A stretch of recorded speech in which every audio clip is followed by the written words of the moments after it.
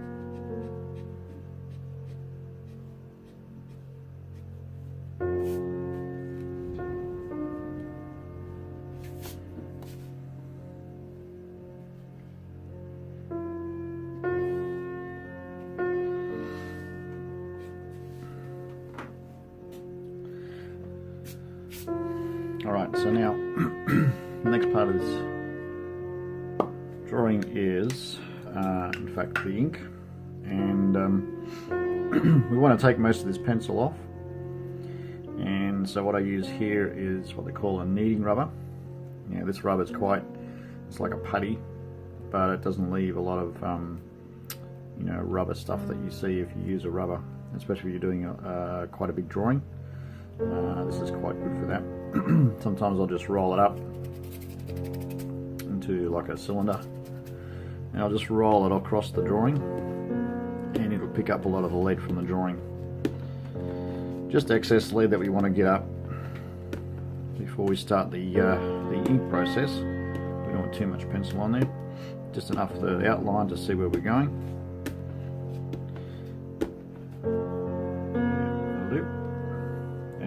Still see the outline of the drawing there, so we can follow it with the pen. So the ink I'm using is actually a Parker quill ink, and this is specifically made for fountain pens. And just make sure if you get an ink for your fountain pen, make sure it's actually water soluble. A lot of the inks that are used for just normal nibs, like Indian ink for example, will clog your pen up, so don't use that. Only use an ink that's actually water soluble. The ones that I use for permanent ink that's actually soluble is also Noodler's ink, which I'll show you in another video, but for this purpose we need this to be water soluble ink. So we're just going to now just go over the whole drawing and put in the finer details with a pen.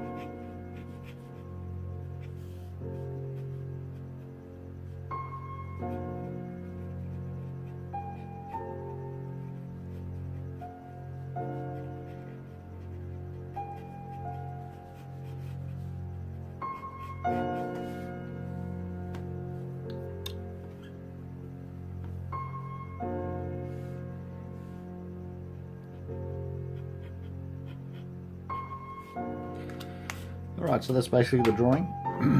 Now we're going to get our water brush, and just going to put some water into this brush before we start.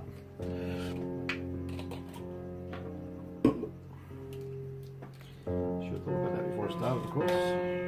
Oops, these things open.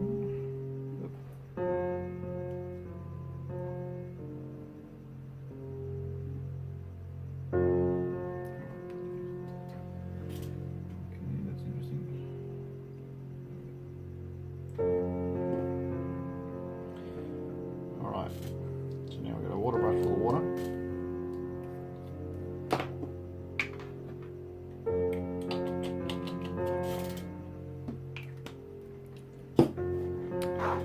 And this is where we can have some fun with the drawing. This is where we start to put in shadow and a little bit more depth to the drawing instead of just a line wash, or line drawing, sorry. So now I'm looking at the photo, and you know, something like on the roof, for example, there's a little bit of rust up here on the roof. Maybe a little bit patch here, a couple of patches here, one here, and yeah, we just go around and have a look at the photo and see where all the shadow is, and basically we just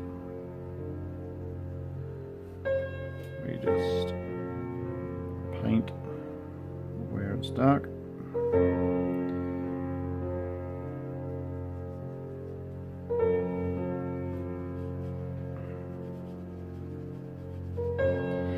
And then of course we can always come back over this with the pen just to finish this off. This whole side wall is actually in darkness as well. So the sun coming in from the left. Shadow coming out here. Yeah, this is all shadow here. And all we're doing here is just using the ink off the pen itself. And it's quite nice and easy to kind of bring this stuff with you, you know, while sketching out.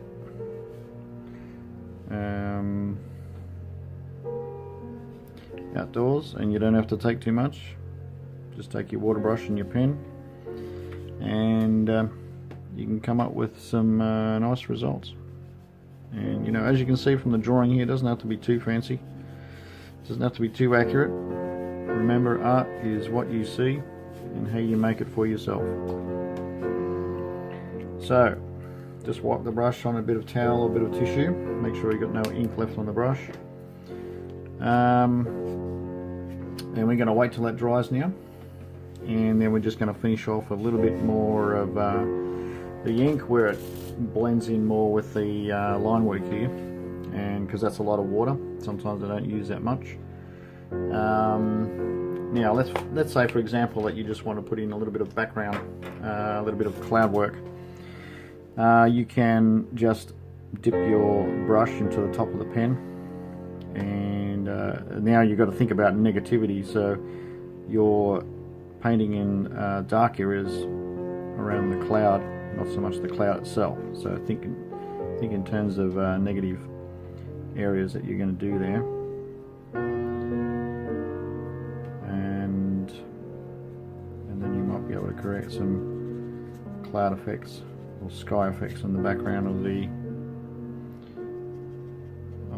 drawing.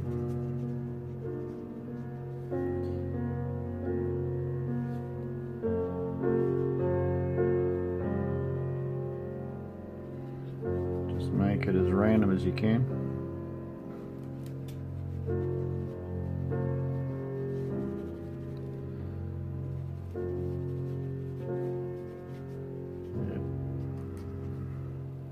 Yeah, sometimes, you know, it's pretty some papers will really just let the water flow a lot more, and others will tend to be very absorbent with the ink or your watercolor coming onto the paper, which this is more like that. As you can see here, this the sharp edge here is very hard to get soft because it's really taken up residence inside that paper. You can blend a little bit with the water brush, but not too much. I know other papers that you can actually make that much more blended because of the sizing on the paper. So just remember, the cheaper the paper, and this paper is not cheap by the way, but the cheaper the paper, the more it acts like blotting paper. Yeah. So we're going to wait for that to dry now, and we're going to come back and finish off some of the line work that's dissolved a little bit too much with the water, and then we'll finish the drawing. Now what I do is I come back in and use either a micron or one of these Artline drawing pens. Now these are waterproof, and so I tend to give the fountain pen a bit of a rest now, and I'll just use this to finish off the line work. So if anything's a little bit damp on the drawing, then this thing won't run into the dampness again, and it works quite well as a black line work on top of the painting itself.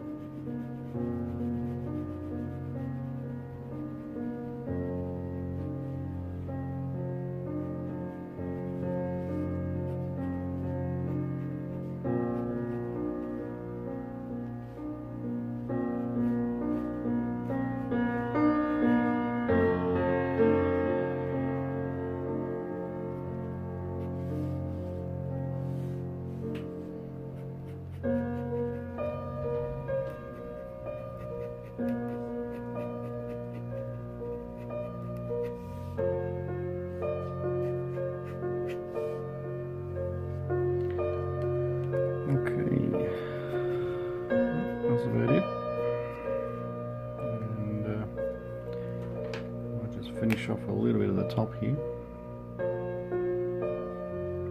just a little bit.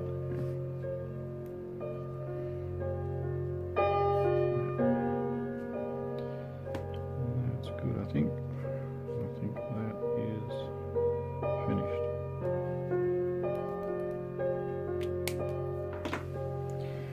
Then we'll just go in, give this a bit of a signature, and all done. Alright, thanks for watching, and if you like this, please subscribe, click on the little bell symbol, and every time I do a new video, you'll get notified. And yeah, if you like this, share it, and we'll see you in the next one. Bye bye. Before I go, the most satisfying thing about doing these little drawings and paintings is taking the tape off. I love this part. This is my favorite time.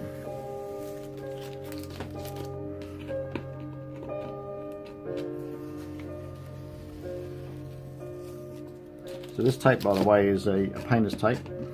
I know sometimes you'll have advice of not using any colour, but I've found that from my own experience, it's not really that influential with my painting. So I use it because it's not as tacky as the brown stuff, which tends to sometimes just rip the paper, which I don't like. So like there, and also make sure that you